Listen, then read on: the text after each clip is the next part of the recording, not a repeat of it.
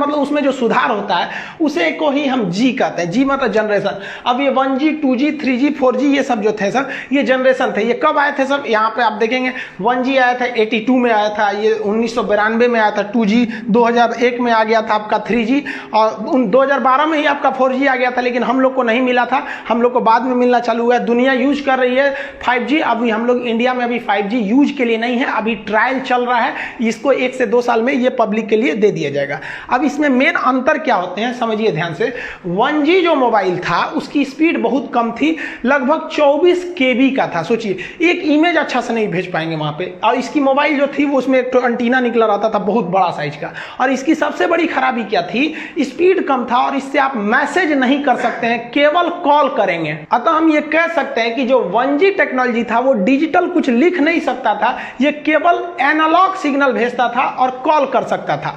इससे सुधार के हम लोग लेके आए लोग 2G को, और ये 2G 1990 के एक दशक में आया था, और इसकी स्पीड 64 KB पर सेकेंड की थी। तो स्पीड तो बढ़ ही गई, लेकिन उतना भी क्या KB में स्पीड दे रहा है, कौन सा स्पीड है। लेकिन इसकी एक और खासियत क्या हो गई कि ये वॉइस तो करता ही था, इसके साथ साथ यहाँ देखिए मैसेज का साइन है, आप इससे मैसेज भी लिख के भेज सकते थे, हाय हेलो। और याद कीजिए आप वो टाइम जब एक मैसेज करने का 1 रुपया लगा करता था, तो इससे मैसेज भी कर सकते थे। इसके बाद जब आया 3G, तो पहली 3G जो थी वो MB में स्पीड देना चालू किया, और इसका फायदा ये हुआ कि आप बात तो कर सकते हैं, मैसेज भी कर सकते हैं, साथ साथ आप इंटरनेट भी चला सकते थे, गूगल वगैरह सर्च करते थे। नोकिया वाला मोबाइल में पहले जो था टॉर्च वॉर्च जलता था, उसमें नेट और थोड़े चलता था, इसमें एगो गेम होता था सांपवा वाला, इसे याद होगा आप लोग को। तो यहीं से आपका नेट का काम चालू हुआ और यहीं से यूट्यूब वगैरह देना चालू कर दिया। लेकिन इसकी खराबी क्या थी, 3G जो था उसमें यूट्यूब चलता था ना, बड़ी बफरिंग करता था, देखते होंगे एक तो गोल गोल घूमते रहता था,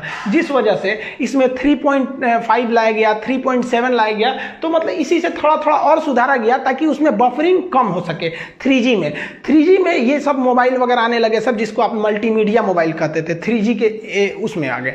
अब उसके बाद जब मेन लॉन्च हुआ 2009-10 के पास आपका 4G का जो मेन प्रोटोकॉल चालू हुआ, तब इसमें क्या हुआ, 100 Mbps का स्पीड आपको मिलना चालू हो गया, और यहीं से आप वीडियो कॉलिंग चालू किए थे। इधर आपका वीडियो कॉलिंग, आपका जो वो मल्टीमीडिया मोबाइल था उसमें वीडियो कॉलिंग नहीं किए होंगे, तो ये फैसिलिटी दे दिया 4G आपको वीडियो कॉलिंग का। आज जितना भी मोबाइल वगैरह देख रहे हैं लोग वो 4G है, कई तो 5G भी मोबाइलें आ गई हैं, हालांकि 5G बहुत जल्दी हम लोग को सर्विस मिलेगा।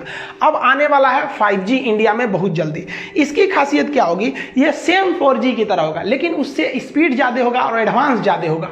ये मोबाइल के साथ साथ दूसरे चीज़ को कनेक्ट कर देगा। आप अपने कार को अपने मोबाइल से कनेक्ट कर दीजिएगा ना, तो जैसे यहाँ मोबाइल में घुमाइए, उधर कार घूम रहा है, फ्रिज को कनेक्ट कर दीजिए 5G, तो फ्रिज में भी 5G टेक्नोलॉजी होना चाहिए। और दरवाजा खोलना है तो यहीं से खोल दीजिए, इन्वर्टर बंद करना है यहीं से कर दीजिए। आप पता चले आप मान लीजिए गए हैं दिल्ली, आपका घर है चेन्नई में, आप भूल गए कि इन्वर्टर तो बंदे नहीं किए, तो 5G टेक्नोलॉजी रहेगा ना, तो वहीं से ऑफ कर दीजिएगा तो वो ऑफ हो जाएगा। बल्ब वगैरह जला सकते हैं, बुझा सकते हैं। तो वो सब ऐसा नहीं है कि केवल मोबाइल 5G हो जाएगा, घर में आपका 5G है ये नहीं है तो नहीं होगा, उसमें भी टेक्नोलॉजी बढ़ानी पड़ेगी। तो आज के समय 5G की ओर जा रहा है। जो ट्रायल हो रहा है उसके वजह से जान चली जा रही है, एकदम अफवाह है भैया। 5G का ट्रायल महाराष्ट्र और दिल्ली के एरिया में, बहुत छोटे से एरिया में हुआ, वो भी कोविड से पहले हुआ था वो ट्रायल वगैरह, इससे कोई मतलब नहीं है। लेकिन पता है कि सरकार चिल्लाते रह जाए, यहाँ डॉक्टर चिल्लाते रह जाए कि वैक्सीन लीजिए वैक्सीन लीजिए, ये रातों रात नहीं बनता है। लेकिन 5G के ट्रायल की वजह से जान जा रही है, ये ऐसा नहीं है। जो नया वायरस आया है ना, डबल म्यूटेंट है,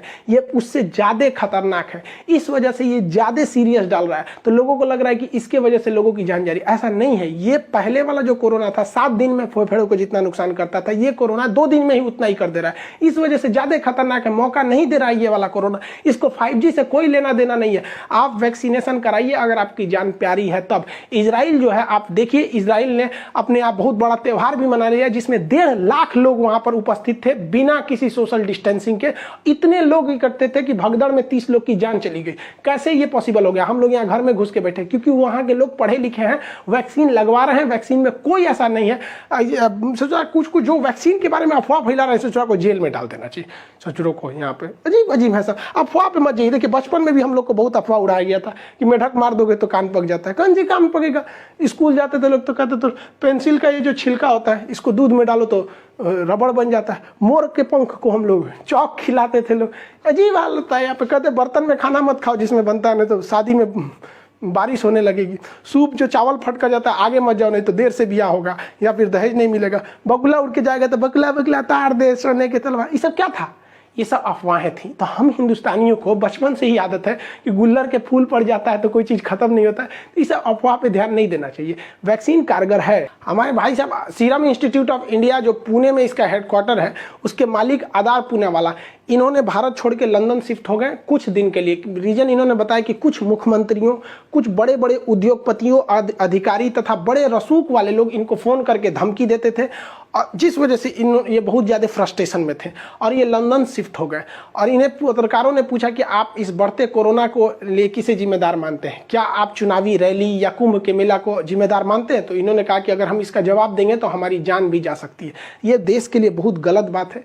कोई भारत का इतना प्रतिष्ठित व्यक्ति जिसके ऊपर पूरे देश की वैक्सीनेशन की जिम्मेदारी, लोगों की जान की जिम्मेदारी होगी, वैसे व्यक्ति को अगर सुरक्षा कारणों से बाहर जाना पड़े और बाहर जाके वो ट्वीट करे या ऐसा करे तो ये बहुत गलत संदेश जाता है देश के लिए। ऐसा नहीं होना चाहिए। हालांकि सरकार ने उन्हें वायु सुरक्षा दी थी। ये बहुत शर्म की बात है कि इतने बड़े व्यक्ति को वायु सुरक्षा दिया जाए।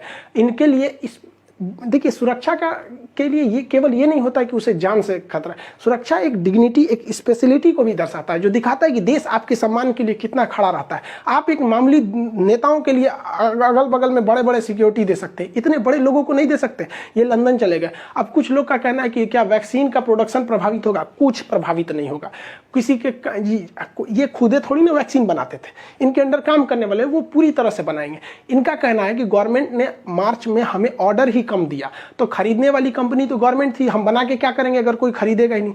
और आप याद कीजिए कि सीरम इंस्टीट्यूट में एक बार आग लग गया था, तो एक तो उस समय प्रोडक्शन प्रभावित हुआ था, एक अभी वर्तमान समय में सीरम इंस्टीट्यूट जो है वो 7 करोड़ डोज पर डे बना रहा है। लेकिन इतनी बड़ी जनसंख्या को पूरा करने के लिए इनका टारगेट है कि 10 करोड़ वैक्सीन के डोज पर डे बनाए जाए। अब 10 करोड़ बनाने में इन्होंने कहा है कि जुलाई तक में ये संभव नहीं है, यानी मई, जून, जुलाई, ये 3 महीने तक पर डे 7 करोड़ ही वैक्सीनेशन के मतलब वैक्सीन उत्पादन हो पाएगा। जुलाई बाद आएगा, इसलिए इस समय थोड़ी सी लेट होगी। हालांकि इन्होंने कहा कि इसका जो बाहर में भी एक प्लांट लगाएंगे सीरम इंस्टीट्यूट का, जिससे कि मतलब वैक्सीन और भी डोज बनाए जा सके। हालांकि भारत सरकार इनके संपर्क में है, बहुत जल्दी ये भारत में आने वाले हैं। और इंग्लैंड में ये प्लांट नहीं लगाएंगे। भैया आपको लगाना भी है तो फ्रांस में लगाइए ना, इंग्लैंड में लगा के क्या फायदा है? क्योंकि इंग्लैंड में लगाएंगे तो इंग्लैंड तो यूरोपीय यूनियन के बाहर है, यूरोपीय यूनियन के 2 देश बाहर है, उसको यूरोपीय यूनियन के अंदर बेचने के लिए फिर नए टैक्सेशन कानून लाना पड़ता है। और अगर वही फ्रांस में लगा देते हैं तो पूरा यूरोपीय यूनियन फ्रांस भी उसी का हिस्सा है। हालांकि ये भारत में ही लगाएंगे, देखिए आगे क्या होता है। हालांकि भारत सरकार इन्हें आश्वासन दी है सुरक्षा के लिए।